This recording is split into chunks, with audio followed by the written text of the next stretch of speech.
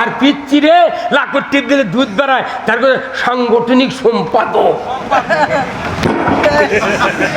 খালি নাম দেয়নি, গতবারে এই 16 বছরে নাম দেয়নি খালি এক গ্রুপের, তাতে মোট হ্যান্ডেল আবার ফিরে সাবার লাগিতে।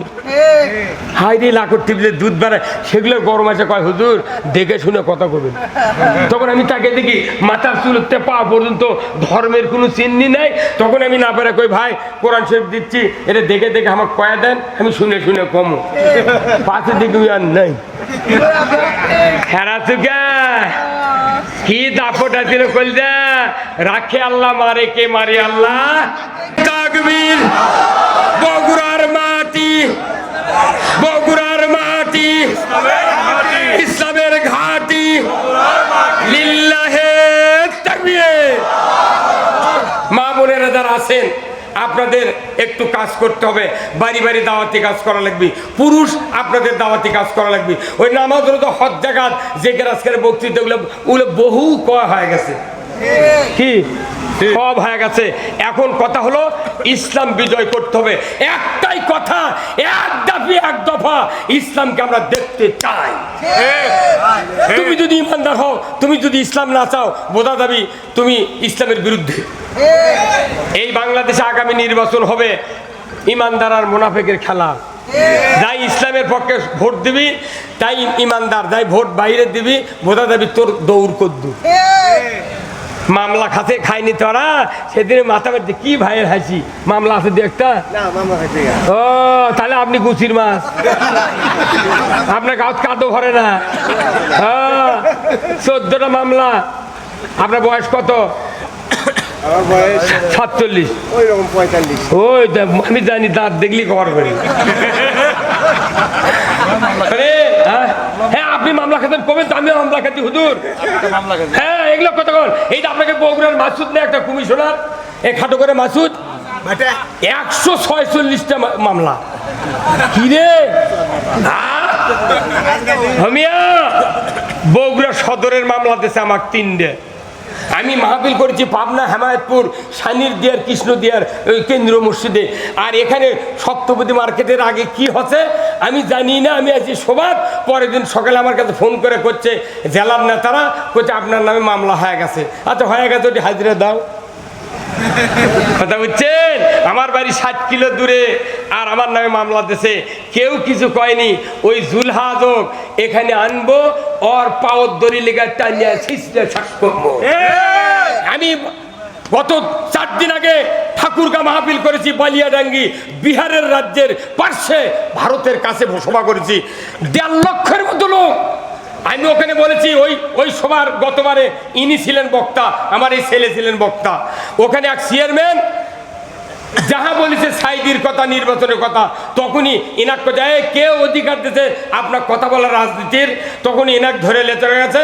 আর ওরা আছে প্যান্ডেল ভাঙ্গের স্যার, ওই চেয়ারম্যান দেয় ওখান থেকে একটা লোক এনামুল নাম, ওকে কলার ধরে 10 হাত ছিঁচড়ে নিয়ে গেছে। আমি যা শুনেছি যখন এই কথা, আমি বলেছি ওই এনামূলক মোবাইল করে নিয়ে আসো, ওক দেখবো তারপরে বক্তৃতা, তাছাড়া আমি বাড়ি চলে এলাম। পরে ওটি আসলো, বক্তৃতা শুরু করছি। ওটি কোনো বক্তৃতা হবে না, জনসভা হবে। আমি বললাম এই চেয়ারম্যান কথা আসেন, বলছে হুজুর ওই নাই ভারতত গেছে। কে গেছু গা? হ্যাঁ গেছু গা, তুই তুকলে ইসলাম কায়েম করমা। কত শক্তি দেখে আল্লাহ জালিমে চিরদিন জীবিত রাখে না, ক্ষমতায় রাখে না। আমরা কাউরও প্রতিশোধ নেব না, আমরা ওদেরকে নিয়ে আপনাদেরকে নিয়ে এদেশে ইসলাম কায়েম করতে চাই।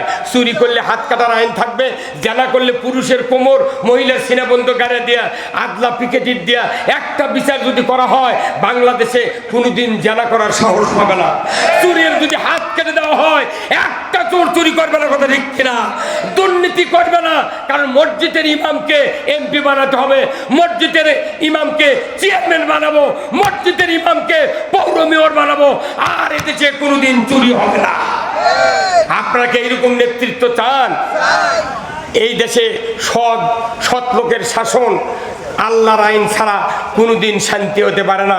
দেশে যদি জিবরাইলও প্রধানমন্ত্রী বানান, আইন যদি আল্লাহর না থাকে, এই দেশে সুদ বন্ধ হবে না। হবে ভাই? ভাই হবে? তাহলে আপনারা কি চান সুদ বন্ধ হোক? হ্যাঁ, যারা সুদ খায় সুদ দেয় এদের ঈমান থাকে না। আল্লাহ কোরআনে বলছেন ইয়া আইয়ুহাল্লাযিনা আমানু লা তাকুলুর রিবা, ঈমানদাররা সুদ খায় না, ঈমান থাকে না। আচ্ছা কত ওযু করে 22 সালে ওযু থাকা? আচ্ছা ভাত রোজা থেকে ভাত খেলে দুপুরে রোজা থাকা? নামাজে শুরু হতে ফাতিহা পড়েছেন, পরে আপনার ছেলে করছে আব্বা উত্তর পাড়ার মোজাম্মেল আমাকে গরু ধরে এলে খরচ দিচ্ছে, তখন নামাজের থেকে করছেন বাবা ওখানে দেরি করে আমি নামাজটা পড়ি। হ্যাঁ, নামাজ থাকবে? তাহলে আপনি অজু ভঙ্গের কারণ জানলেন, রোজা ভঙ্গের কারণ জানলেন, নামাজ ভঙ্গের কারণ জানলেন, ঈমান ভঙ্গের কারণ পেলো না কেমন চিরা? সুদ আগে বন্ধ করা লাগবে। 2-4 ওয়াক্ত নামাজ যদি বন্ধ হয়ে যায় তাও ইসলাম কায়েমের কাজ নামাজের চেয়ে বেশি ফরজ। উহুদের যুদ্ধে হযরত হানজালা রাদিয়াল্লাহু তাআলা আনহু উনি দিন কায়েমের যুদ্ধে বাদ দিয়া উনি রসুলের হুকুম নিয়ে বিবাহ করলেন, রাত্রিতে বাসর সজ্জা উদযাপন করলেন, ভোর রাতে গোসলখানায় গেছেন। কে যেন এসে মদিনার গলিতে বলছে কুতিলা মুহাম্মদ, ইসলাম পরাজিতের পথে, কে আছো মদিনার ঘরে বাইরে, তরবারি নিয়ে ইহুদের ময়দানে হাজির হও, যুদ্ধে নিমজ্জিত হও। যদি কোন আল্লাহু আকবার। হযরতে হানজালা হাম্মাম খানার থেকে এই আওয়াজ যখন কানে শুনতে পাইলেন, প্রাণের স্ত্রীকে বললেন ও গো স্ত্রী, আমাকে গোসল আর করার সুযোগ নাই, তুমি তাড়াতাড়ি করে তরবারি দাও, যুদ্ধের পোশাক পরিয়ে দাও, আমি উহুদের ময়দানে যাব। ওনার স্ত্রী বললেন প্রাণের স্বামী, আপনাকে তরবারি দেব, যুদ্ধের পোশাক পরিয়ে দেব, আপনি তারপরে যুদ্ধের ময়দানে যান, আমার কোনো আপত্তি নাই। উনি বললেন আমি গোসল করতে গিয়ে নবী যদি শহীদ হয়ে যান, নবী যদি ইসলামের পরাজিত যদি তার সামনে হয়ে যায়, আমার কিয়ামতের ময়দানে আসামির কাঠগড়ায় দাঁড়াতে হবে। ওগো প্রাণের স্ত্রী, তুমি বাধা দিও না, তরবারি দাও, আমি গোসল করব না, ফজরের নামাজ পড়ব না, আমি চলে দেব জিহাদের ময়দানে। জোরে কন্যা মারহাবা। আমার ভাইয়েরা, তরবারি দিলেন স্ত্রী, যুদ্ধের পোশাক পরিয়ে দিলেন, উহুদের ময়দানে গিয়া রসুলের সাথে সাক্ষাৎ না করে যুদ্ধের ময়দানে নেমে পড়লেন। তরবারি নিয়ে যুদ্ধ করতে করতে এক পর্যায়ে শহীদ হয়ে গেলেন। মদিনায় খবর চলে গেল হানজালার স্ত্রী তোমার স্বামী শাহাদাত বরণ করেছেন। উনি জানতেন নবীর জিহাদে যদি কেউ শহীদ হয়ে যায়, রক্তাক্ত অবস্থায় তাকে মাদফুন করে, দাফন করে। আমার স্বামীর উপরে গোসল ফরজ ছিল, আমার স্বামীর উপরে নামাজ ফরজ ছিল, কিন্তু গোসল করে নাই, নামাজও পড়ে নাই, যুদ্ধের ময়দানে শহীদ হয়েছে, আমি দেরি করব না। উনি চলে গেলেন উহুদের ময়দানে, নবীর কাছে গিয়ে বলেন ইয়া রাসূলুল্লাহ, আমার স্বামী হানজালা শহীদ হয়েছেন, তার লাশটা আমাকে দিয়ে দেন, আমি তাকে গোসল করায় দেব, তার ফরজ গোসল করা বন্ধ আছে। নবীজি বললেন আরে হানজালার স্ত্রী, খবরদার, আমার সাথে তো তার দেখা হয় নাই, কখন সে যুদ্ধে আসলো, আমি তো তাকে নিষেধ করেছিলাম, বিবাহ করার পারমিশন দিয়েছিলাম, সে যুদ্ধের ময়দানে এসেছে আমি জানি না। হানজালার স্ত্রী বলে ইয়া রাসূলুল্লাহ, আল্লাহর কসম করে বলছে উনি এসেছেন। আল্লাহর নবী আবু বকর, উমর, উসমান, হযরত আলীকে বললেন তোমরা উহুদের ময়দানে কতজন শাহাদাত বরণ করেছেন তাদের তালিকা তোমরা তৈরি করে একত্রে সাহিত্য দাও করে দাও। দেখা গেল 69 জন সাহাবীর লাশ এক কাতার বন্দি করে শুয়ে রাখলেন, আর রাসূল তাদেরকে চেহারা দেখছেন কে কোন সাহাবী। 69 জন সাহাবীর চেহারার দিকে তাকিয়ে দেখেন হানজালার লাশ নাই। উনি স্ত্রীকে বললেন ওগো হানজালার স্ত্রী, তোমার স্বামী হানজালার তো লাশ আমি দেখি না। উনি বললেন আল্লাহি, আল্লাহর কসম, নিজের হাতে তরবারি দিয়েছি, যুদ্ধের পোশাক দিয়েছি, রাসূলুল্লাহ আপনি দয়া করে দেখেন কোথায় আমার স্বামীর লাশ। আল্লাহর নবী একবার শহীদদের দিকে তাকালেন, আর একবার আরশে আজিমের দিকে তাকালেন। আল্লাহ তাআলা জিবরাইলকে বললেন ওগো জিবরাইল, মুহূর্তকাল দেরি করো না, আমার আরশে আজিমে কম্পন শুরু হয়ে গেছে। রাসূল আমার আরশের দিকে তাকিয়ে খবর চায়, তাড়াতাড়ি করে চলে যাও, উহুদের ময়দানে গিয়া আমার হাবিবের কানে কানে বলে দাও যে হানজালা ফরজ গোসল করে নাই, 3 ফরজ তরক করেছিল। যে হানজালা ফজরের নামাজ পড়ে নাই, 2 ফরজ তরক করেছিল। 5টা ফরজ তরক করার পর আল্লাহর আইন কায়েমের জন্য যুদ্ধের ময়দানে এসেছে। যদি ওই দিন ইসলাম যদি বিজয় না হতো, মদিনার ইসলামী রাষ্ট্র ভেঙ্গে ফেলে দিত এই কাফেরেরা। জোরে বলুন ঠিক কিনা? আল্লাহ বললেন, জিব্রাইল যাও, যে সাহাবী গোসল করে নাই, নামাজ আদায় করে নাই, ওই সাহাবী শহীদ হয়েছেন, আল্লাহর পছন্দ হয়েছে, ফেরেশতা দিয়া উহুদের ময়দান থেকে 4র্থ আসমানে নিয়ে এসে হাউজে কাউসারের পানি দিয়া গোসল করা দিচ্ছে।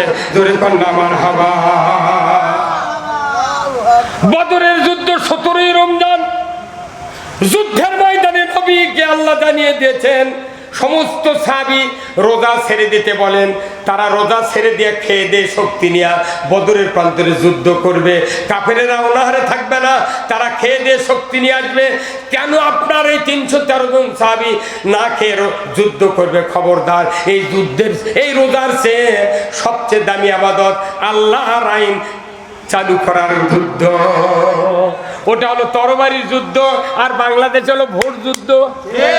কথা বল না গা, ঠিক জুম্মাত করতে কি হয়? এটি খুব কথা। জুম্মার কমিটি বদলানোর কথা কথা ধর্ম উপদেষ্টা খালেদ হাসান কয়নি ভাই, যে মসজিদগুলির কমিটি আলেম ওলামা দিয়ে তৈরি করেন, কিন্তু ওই গাঁৱত মৌলবি পৌঁছে যাচ্ছে, একটা মিটিংত মৌলবি করে ডাকে না। কদিন রাত্রে লিদে লিদে মিটিং করে সকালে জুম্মাত করছে।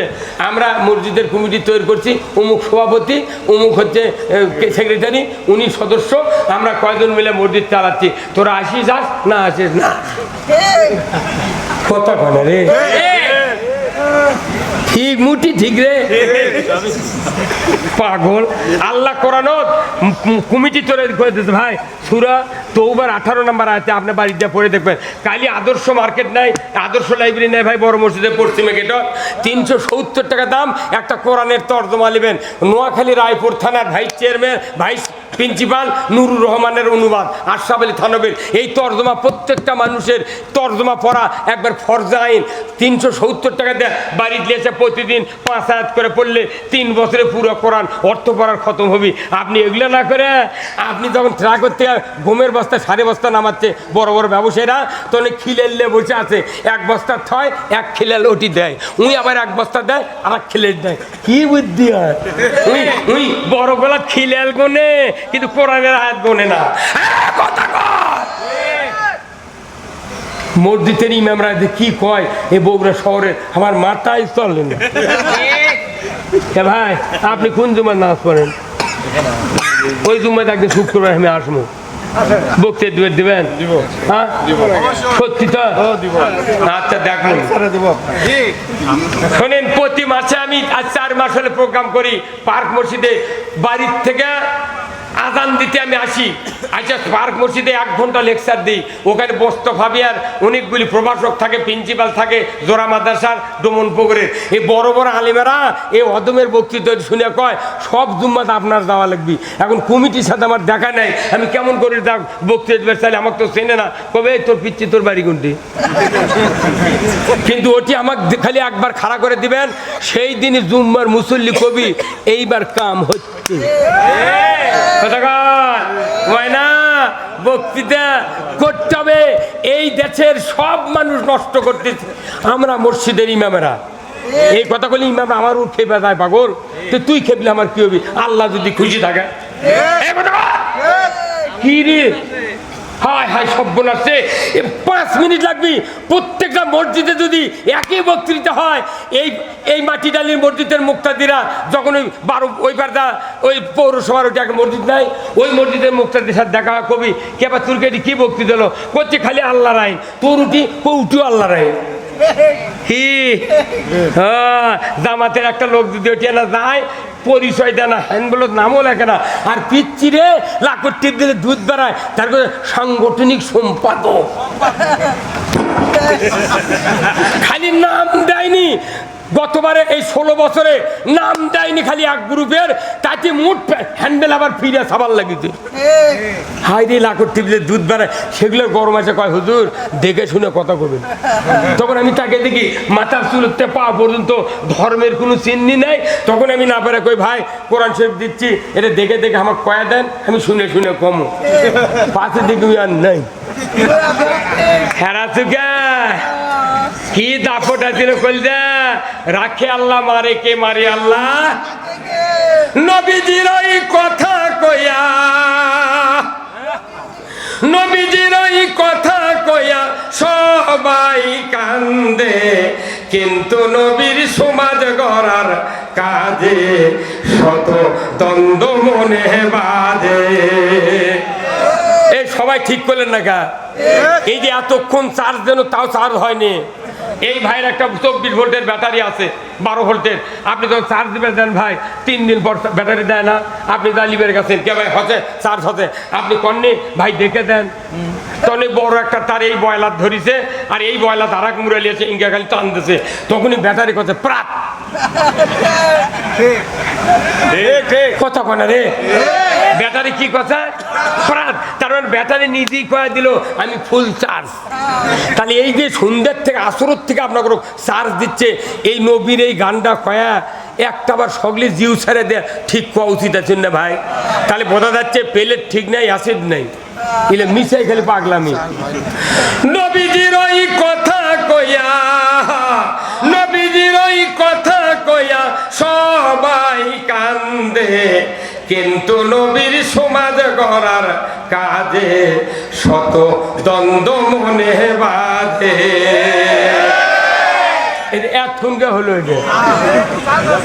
যতদিন মসজিদগুলিতে শুক্রবারে লিল্লাহে তাকবীর আল্লাহু আকবার ধ্বনি উচ্চারিত না হবে মসজিদের মধ্যে, ততক্ষণ বাংলাদেশে ইসলাম কায়েম হতে পারে না। ওই তুমি করতে গেলে ইমামই নেই, তাহলে আবার নতুন করে নিয়োগ দেবো যা হয়। কি কথা ঠিক কিনা? নবীর কথা শুনতে ভালো, নবীজির আদর্শ ভালো, বক্তৃতার বিবৃতিতে সবাই বলতে পারে। সেই আদর্শে ব্যক্তি জীবন রাষ্ট্র গড়ার কাজে বলেন তিনি হলেন আল্লাহর রসুল, বলেন তিনি হলেন আল্লাহর রসুল, এমনটা কি সাজে, কিন্তু নবীর সমাজ গড়ার কাজে শত দ্বন্দ্ব মনে বাঁধে। কি ফুর্তি দেখছেন? কেন পানি বার করতেন তারা? তোর গহনা দিন ফু রাইয়া গেল, তোর গহনা দিন ফু রাইয়া গেল, যৌবনে লাগবে ভাটি, ওই দেখা যায় ডাকিতেছে তোমায় কবরের মাটি, ওই দেখা যায় ডাকিতেছে তোমায় কবরের মাটি। ঠিক কিনা?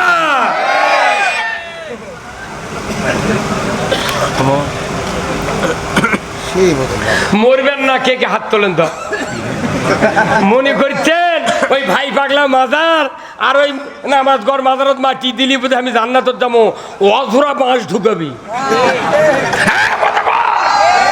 মেলা হাজি মক্কার থেকে হজ করে আছে আমার সাথে, 18 সালে গেছি। আমার কাছে হুজুর আপনি মক্কা মদিনার মাটি লেছেন, কে মাটি কি করবো? বলছে মক্কা মদিনার মাটি কবরের মধ্যে এই মুড়ে একটা ওই মুড়ে একটা দিলে আজাব হবে না। আমরা এক স্তরে তোর দাঁত ফেলে দেবো বদমাইশ। আরে মক্কাত কাফের আবু জেল শুয়ে আছে, ওর আগুন কবর আগুন জ্বলিচ্ছে। কথা কনে কথা কনে এ কনে ঠিক না। মক্কাত আবু জেল উতবা সাইবা মুগিরা দুনিয়ার কাফেররা শুয়ে আছে, আগুন জ্বলিচ্ছে রে। মাকবারাতুল মালা হযরত খাদিজা রাদিয়াল্লাহু আনহা যেটি শুয়ে আছেন, ওটি এখনো শত শত কাফেরের কবর আছে। এই জন্য মাকবারাতুল মালা কোয়া লাগবে, ওখানে জান্নাতুল মালা বললে গুনাহ হবে। এক